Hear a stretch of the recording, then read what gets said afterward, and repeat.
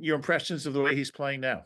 Yeah, Nakobe's playing really good football. We're really excited about how he's continued to evolve as a player. I think you got to see Nakobe be able to contribute on special teams, particularly when he was healthy in 2022. Made a big hit that I remember against Tennessee and had some really good plays. And so you saw his ability, you saw his talent. And he waited patiently that year, and then was able to get meaningful special teams reps that we saw, great talent from, and then, off the injury, worked his butt off to get himself back, and man, I can't say enough for how he prepares and how it's kind of translating to on the field. So I know he'll continue to work hard to continue to get better. We'll go to Dave and then John. Hey, Nick, as you think about the 4 years you've been here, what has Brandon Graham meant to you personally and professionally? Yeah, can't say enough good things about BG. I think you guys have asked me this a couple times, and just everybody in every workplace needs a Brandon Graham. Man, his energy is contagious. You can't get around him and not. If you're having a bad day and you get around him, you can turn he can turn your day uh, positive. Obviously, the player speaks for itself in the play on the field. He's having a great year, but just can't say enough about him as a leader, as a captain, um, as a teammate, and I've said this a bunch. Like when I first got the head coaching job, to have Fletch and Jason and Lane and BG, to have four guys that were 10-plus year Eagles at the offense and defensive line, really made the transition from a coordinator to a head coach. Made that a lot easier because of who they are as captains and people. And BG's right there at the top of the list. Yeah, means a lot to me. And yeah, just can't say enough good things about BG. We'll go to John and then Brooks.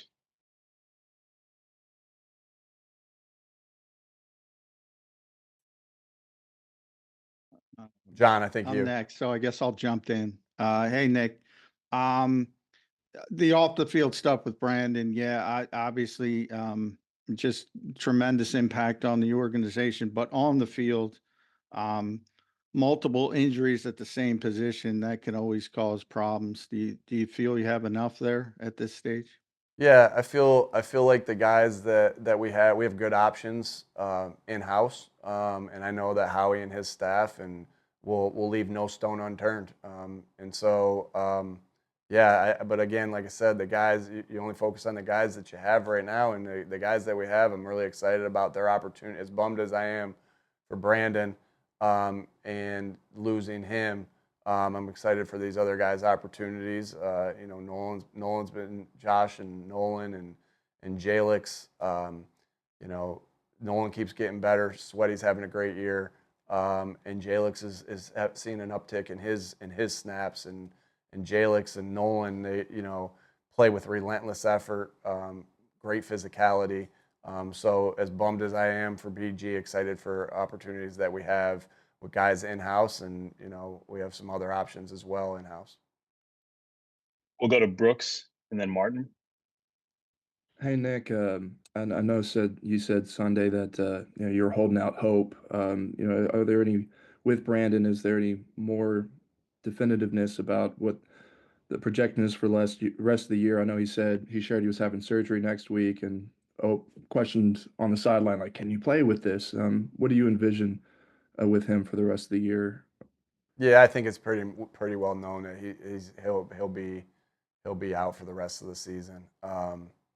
And yeah, again, my heart goes out to him, and how much he's put into this thing his entire career, and just this season, and we'll sure as heck miss him. And I know one thing about BG is that the play, like I said, speaks for itself. The leadership is very special. His leadership is very special, and BG is going to be around, and he's going to be still leading. I know that man can lead when he's on the field, when he's off the field, no matter what. And I'm excited that we still have his leadership and his everything that he feeds this football team. And so again, but bummed for Brandon. We'll go to Martin and then Tim. Hey Nick, if I could change gears a little bit to the upcoming game against the Ravens, do you find that a lot of the challenges that you guys will face, trying to stop Lamar Jackson and Derrick Henry are kind of similar to what opponents face, trying to deal with your duo of Jalen and Saquon? Yeah, both different players, different schemes, everything like that. But I think what the thing that you can really focus on is Lamar Jackson and Derrick Henry are phenomenal football players that help their team win football games, and Jalen Hurts and Saquon Barkley are phenomenal football players that help their teams win football games, or their team win football games. So excited about the opportunity this week because it's our next one. It'll be a really good opponent, really well coached, good players, good atmosphere that will be there. Excited about the opportunity this week, and we're going to have to be on it, against a really good team. We'll go to Tim and then Olivia. Hey, Nick, I know that your teams have gone up against Derrick Henry a decent amount over the course of your career. Any one game in particular or moment stand out to you? And then just your thoughts on being sort of front row to Barkley versus Henry on Sunday. Sure, yeah, obviously both great football players. And a lot of respect for Derrick Henry. Been able to, like you said, to see him a bunch when I was in the division. I think we played him one time since I've been here in 22. But yeah, big, strong, fast, hard to tackle, and so, that he is as advertised when you see him in person. And obviously we all see it, you guys all see it, the play speaks for itself. And so we'll have to be good with our fundamentals, as you always, you got to be in the right positions on defense. You got to tackle well, you got to get off blocks well, you got to have a relentless effort to the football, which is everything we pride ourselves in defensive football, playing good football. Because if you're not, he's able to hit a home run and make you pay if not everybody's on the same page, if you're not tackling well, if you're not getting off blocks well, if you're not hustling to the football. And so that part of it reminds you of Saquon because it's similar, right? With Saquon, if the team doesn't tackle well, you're going against, get off blocks well, hustle the football, or not all on the same page, the home run can be, you can hit a home run, and it's similar for both guys.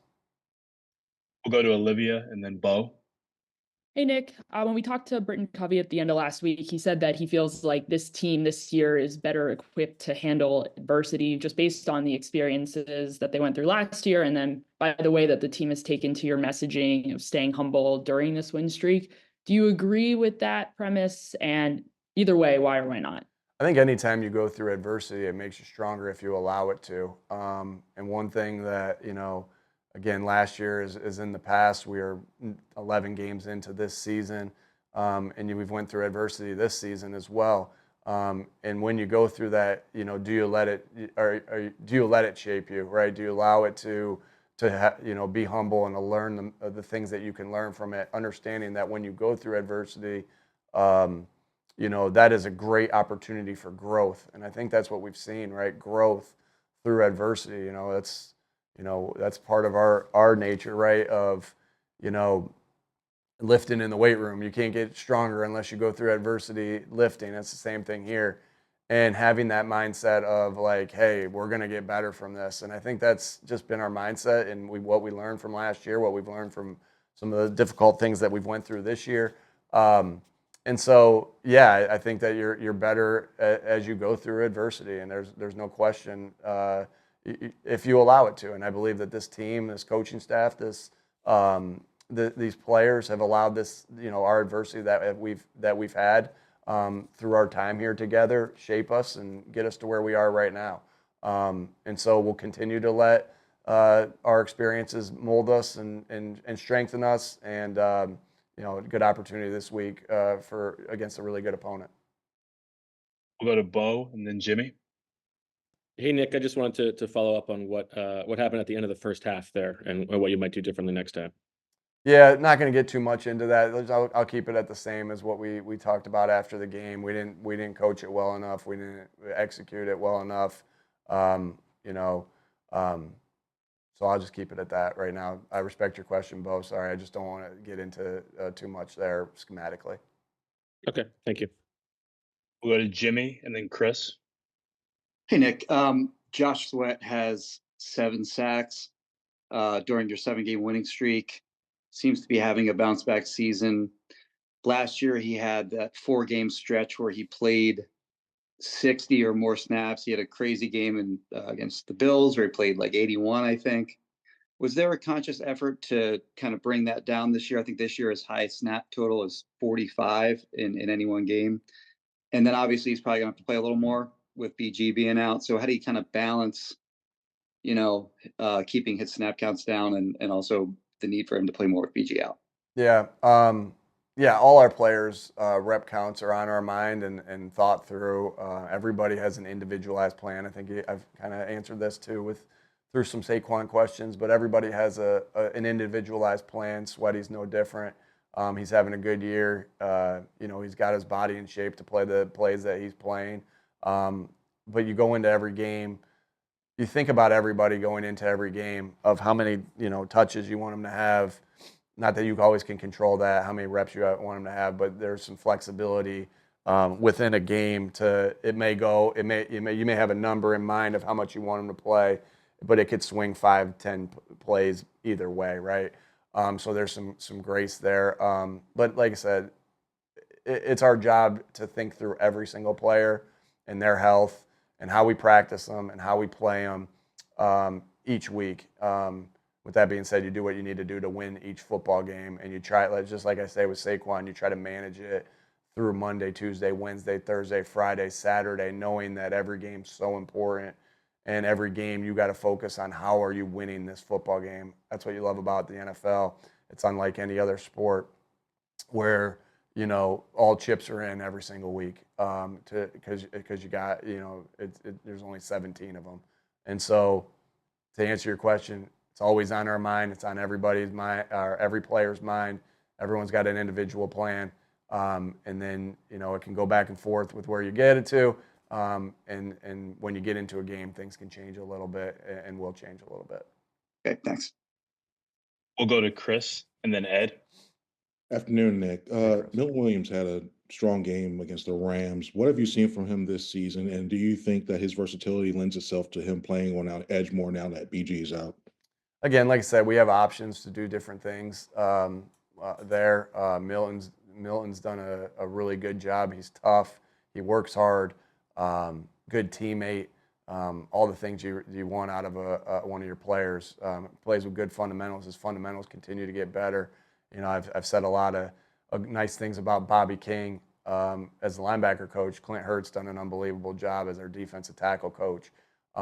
And helping our defensive tackles get better fundamentally. And Milton's Milton has seen that success because of how he works and the coaching that he's getting from Clint. Yeah, he made a couple nice plays in our game and had a really nice game in our game against the Rams. And then for that being said, you can't be great without the greatness of others. A lot of double teams were going towards Jalen Carter in that game, which left Milton have some opportunities one-on-one that he was able to win. And so it's just a style of good defense. Again, you need your teammate, you need your brother to play the best of your abilities, and I think we saw that on Sunday. We'll go to Ed and then finish with Zach. Yeah. Hi, Nick. Just to ask you about your schedule here. You don't have to get on a plane for the next rest of the season, 2 bus trips and 4 of your last 5 at home. What's the value of that at this point in the season, especially for a team that has played so many games coming out of an early bye? Yeah, I mean, I think that we made up all that time on the Brazil trip and the Los Angeles trip last week. I'm just kidding, but yeah, it's good. It's really at this time of the year. Yeah, it's a benefit. There's no doubt. To be in this, be in Philadelphia where you have these close teams next to you that you can have bus trips to. That's huge. And then to have we played a lot of road games early on, but when you play a lot of road games early on, now you get the opportunity to play some home games. So we love being at home in front of our fans, where it's loud. One of the best place to play in the NFL. We know how rowdy it will be when we get back home in a week. But yeah, I think it's it's an advantage to teams that think it's an advantage, and we definitely think it will be an advantage for us. Give us an opportunity to be home and not get on a plane here. So excited about that. But all we're really thinking about, I think that's big picture, and that's something that I need to look at every once in a while. Only thing we're focused on right here as a football team is the Baltimore Ravens. We'll finish with Zach here. Hey, good afternoon, Nick. What's your philosophy or policy as far as injured players traveling with the team, being around the team during the week? Because in the past 4 years, it's kind of varied based on the player and the injury. Yeah, it's exactly it, Zach. Everybody's a little bit different. I want these guys to be. I know what it's like to go through an injury as a football player, and it can be a really lonely place. Where you're watching your teammates go out every week. I put myself back to 2001, where I'm out with a leg injury at Mount Union, and every time my roommates left to go play a game, I'd be sobbing in my room that I wasn't able to be a part of that. And so I like to be very sympathetic towards that, and I want the guys. I want the guys always to be around the team. Meetings, games, home or away. Everything is dictated, though, on the player's safety. Can they be on the sideline for a game based off their injury? Is it safe for them to have a plane ride, in which case we don't have, or the bus ride, a long bus ride, right? And so we talk about that every week at the beginning of the week. Hey, is this guy good to go? Boom, here. And then with guys in IR, we got a little formula for all those things to have a plan for all those guys. But I think the most important thing that I want those guys to feel from me and from the team is that just because they're not on the field, they have contributed to where we are to this point and will continue to contribute, and they're part of this football team. And because it is lonely, man. It can be a lonely place. I hate saying that, but it really can. And so you want to embrace these guys, put your arms around them, and let them know that they're in it with us until the very end, and a reason why we're in the position we're in it currently. And so, but everyone's treated a little bit different based off their injury, and whether it's safe or not for them or beneficial or not for their recovery to be on the field or to be in a plane. As a natural, you've seen Brandon's sentiment that he's going to be around. Is that your expectation that he'll be able to take these trips and be, whether it's practice or games? Haven't got to that point yet. I sure as heck hope so. We need him. I need him. The team needs him because, again, Brandon Graham affects the team way more than just on the field, because you guys know him. I mean, because of the person he is, because of the captain he is, because of the teammate he is. His enthusiasm and love for football and love for his teammates is infectious. And like I said, everybody in every workplace, I hope and I wish that they have a Brandon Graham available to them, because it brings up everybody every single day, and that is a special quality that Brandon Graham has. And so, I will be. Even if they say that he might not be able to go on the sideline, I will be lobbying with everything I have to make sure that he can, and I'll do my best to protect him on the sideline if the ball gets anywhere close to him. Thank you.